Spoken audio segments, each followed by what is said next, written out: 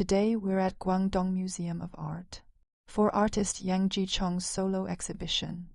Artists continue to try hard and Artable are honored to have the curator Martina Yang to give us a walkthrough.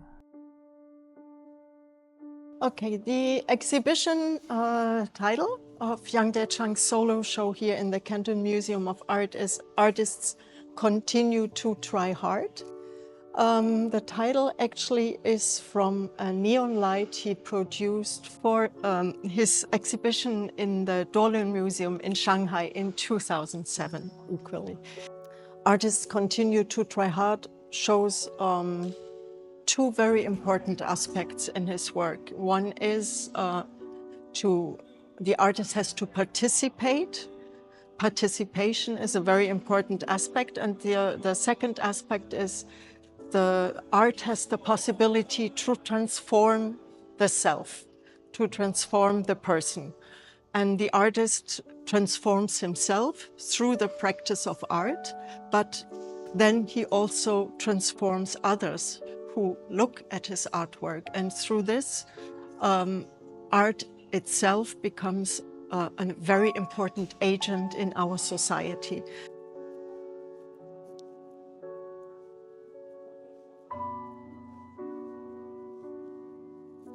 Is called Vajra Mantra, and Yang created it in situ for the exhibition. So there are several works that were created here in the museum, and this is one of them.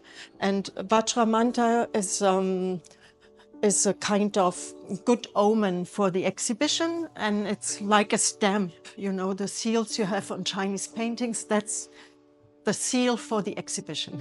So it helps you to enter into the exhibition. It is typical of Yang's calligraphic works. And he wouldn't agree to call it abstract because it represents a kind of Vajra mantra, so Jingang Zhu, he calls it. And you can see he works in several layers. On the first ink drawing, he puts a layer of white acrylic, and then there is a second drawing in ink. And this is, comes also from his traditional training. If you have the meticulous color painting technique, you always work in several layers. You have a layer of color, then you have a layer of alum, and then you have another layer of color to achieve the final result. And you find this technique in nearly in all of his works.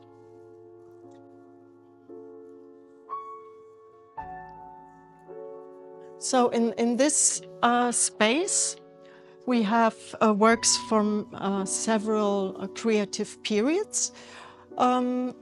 These two big paintings here on the left and this one over there were also created in situ for the exhibition. This one is called Cross with 3 S. So it's a huge drawing of a cross. And again, what is important here is that calligraphic energy that vibrates in the painting and makes the form that he paints to float on the ground.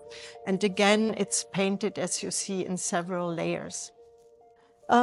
These two works, it's actually a large diptych. It is untitled, but I think you can see that on top of a layer with names of people he knew, he painted heads, a crowd of people who stare at you. So this crowd actually stares at this painting that is called Golden Horizon, and it's a painting in the meticulous color painting technique on silk. This means you have several layers of vegetal color, and then alum, and then the final layer of mineral colors to achieve this result. And it's a painting that was made around 2008, and it speaks about our world. I mean, at the time there was a big financial crisis, and there were dark clouds everywhere, and maybe people ask the sky, okay, what shall we do? But there is no answer, okay? But even though the clouds are dark and maybe sad and heavy, there is a little line of gold at the horizon. So there's always hope. And that's, again, we come back to the idea of artists continue to try hard. So you have to change things through your actions, and everybody has to do that.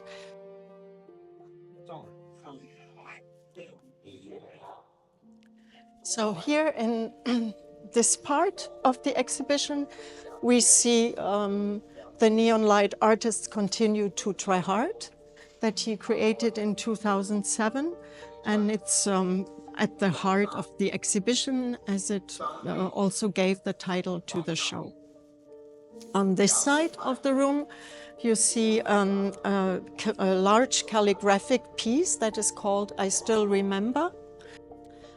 He writes with a shumo, or with old ink. He writes the names of the people he met and whom he still remembers. And then he reads their names out aloud. He calls this calligraphic style dark writing, because using the old ink, there's less glue, and so the ink sinks more into the paper. That's why every character and every word, every letter has like an aura, a dark aura around it. So that's dark writing. And he writes upside down. On the other side, you see a piece that is called Do Not Move.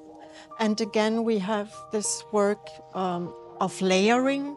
So on a first image, on a first painting of planes that let drop bombs. So these are, it's a war situation.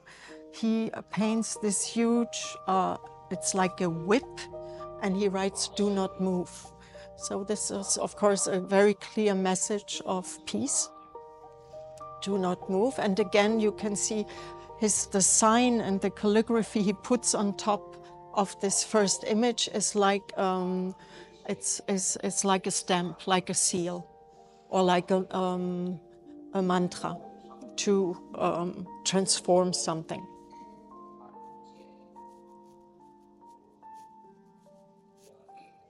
So to make everything a little bit lighter, he painted this last painting also in C2. It's actually just an ink bottle that he throws into the exhibition space.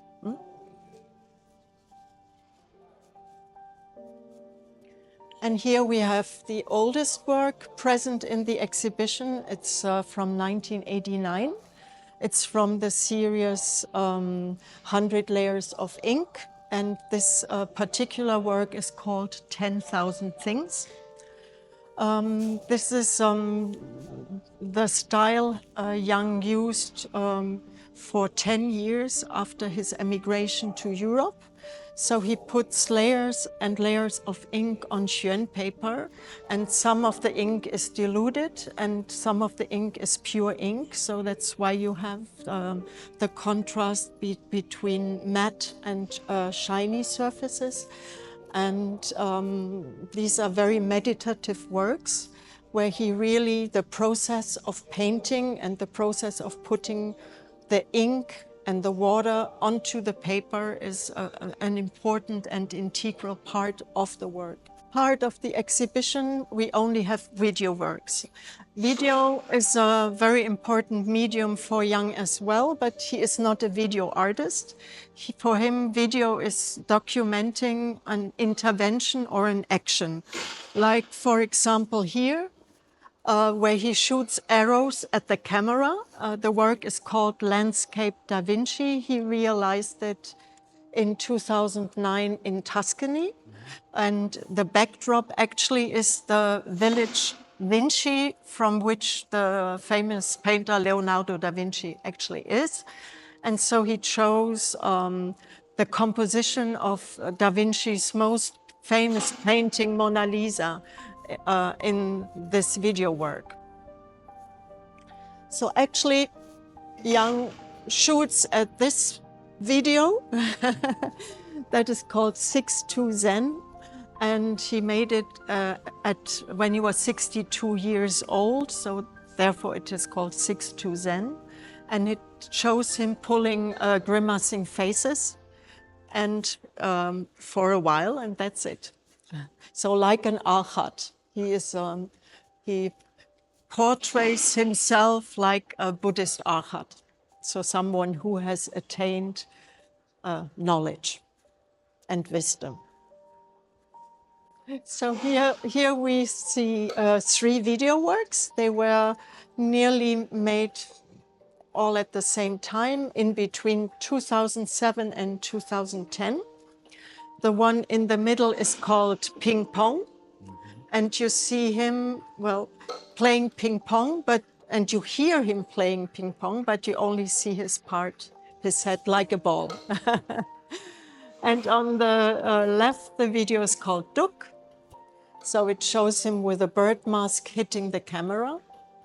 And on the right, you have Gong.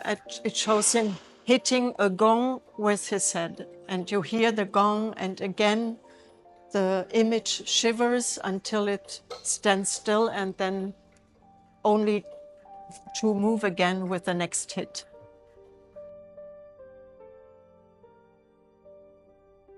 The exhibition will be on view until November 30th.